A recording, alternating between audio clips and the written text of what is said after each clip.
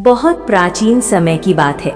फाल्गुन मास के शुक्ल पक्ष की पावन एकादशी को आमलकी एकादशी कहा जाता है। ये एकादशी भगवान विष्णु को अत्यंत प्रिय मानी जाती है। इस दिन आंवले के वृक्ष की पूजा करने से मनुष्य के सभी पाप नष्ट हो जाते हैं और भगवान विष्णु की विशेष कृपा प्राप्त होती है। शास्त्रों में कहा गया है कि जो व्यक्ति श्रद्धा और भक्ति से आमलकी एकादशी का व्रत करता है, उसके जीवन के सभी कष्ट दूर हो जाते हैं और अंत में उसे मोक्ष की प्राप्ति होती है। आइए सुनते हैं आमलकी एकादशी की पवित्र व्रत कथा। प्राचीन समय में वैदिशा नाम का एक सुंदर नगर था।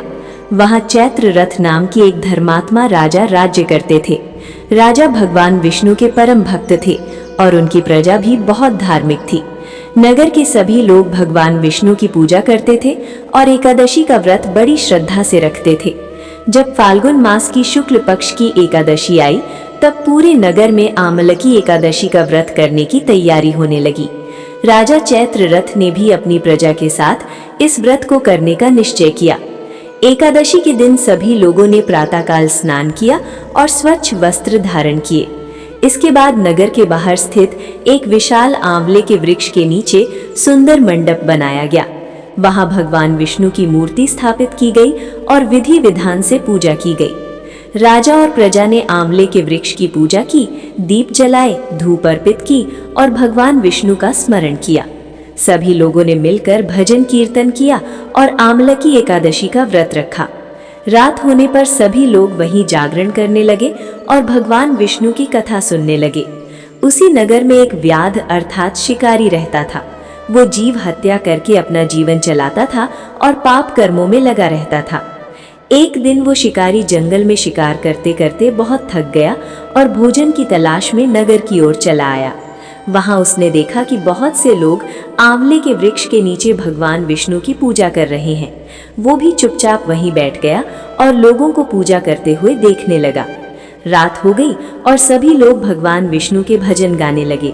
शिकारी भी वहीं बैठा रहा और पूरी रात जागता रहा।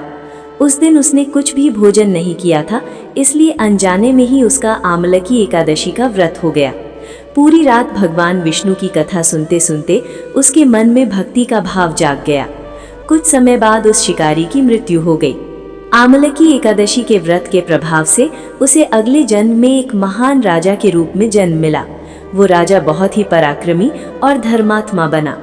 एक दिन वो राजा शिकार खेलने जंगल गया। वहां बहुत सारे शत्रुओं ने उसे घेर लिया। राजा अकेला था और शत्रु बहुत अधिक थे। तभी अचानक एक दिव्य तेजस्विनी स्त्री वहां प्रकट हुई। उसके शरीर से दिव्य प्रकाश निकल रहा था और उसके हाथों में अस्त्र शस्त्र थे। उस दिव्य स्त्री ने सभी शत्रुओं का नाश कर दिया और राजा की रक्षा की। जब राजा को होश आया तो उसने देखा कि शत्रु नष्ट हो चुके हैं। राजा आश्चर्य में पड़ गया कि उसकी रक्षा किसने की।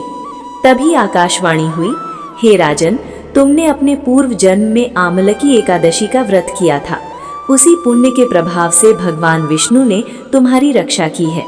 ये सुनकर राजा बहुत प्रसन्न हुआ और उसने भगवान विष्णु की भक्ति और अधिक बढ़ा दी। व्रत का महत्व। आमलकी एकादशी के दिन आंवले के वृक्ष में भगवान विष्णु का निवास माना जाता है। जो व्यक्ति इस दिन श्रद्धा से व्रत करता है और आंवले के वृक्ष की पूजा करता है, उसके सभी पाप नष्ट हो जाते हैं। उसे सुख और समृद्धि प्राप्त होती है, भगवान विष्णु की कृपा प्राप्त होती है। अंत में उसे मोक्ष की प्राप्ति होती है। जो व्यक्ति आमलकी एकादशी की कथा सुनता या पढ़ता है, उसे हजारों यज्ञ करने के समान पुण्य प्राप्त होता है।